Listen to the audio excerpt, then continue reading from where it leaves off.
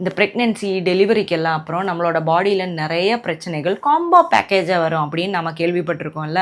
Hair fall, tiredness, back pain அப்படின்னு நிறைய விஷயம் வரும். ஆனால் என்னோட பாடி லெட்ஸ் கோ கிரியேட்டிவ் அப்படின்னு சொல்லிட்டு எனக்கு கொடுத்த ஒரு லிமிட்டட் எடிஷன் ஐட்டம் தான் ஸ்னீசிங் டிஸார்டர். இது நானே அதுக்கு கொடுத்த ஒரு பேர். நான் எக்ஸ்பிளைன் பண்ணுறேன்.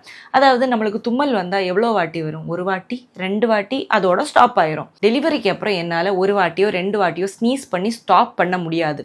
ஸ்னீஸ் பண்ணணுன்னா நான் 3 வாட்டி ஸ்னீஸ் பண்ணணும்.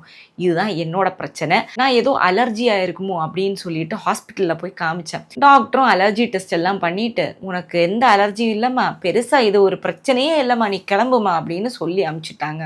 ஆனால் எனக்கு என்னென்னா, இந்த மாதிரி ஏதாச்சும் ஒரு பிரச்சனை யாருக்காச்சும் இருக்கா அப்படின்னு தெரிஞ்சுக்கணும். அதுக்கு தான் ஆக்சுவலி இந்த வீடியோ. ஸோ டெலிவரிக்கு அப்புறம் இந்த மாதிரி வியர்டான ஒரு அப்டேட்டை உங்களோட பாடியும் டவுன்லோட் பண்ணி வச்சுருக்குன்னா மறக்காமல் கமெண்ட் பாக்ஸில் சொல்லுங்கள்.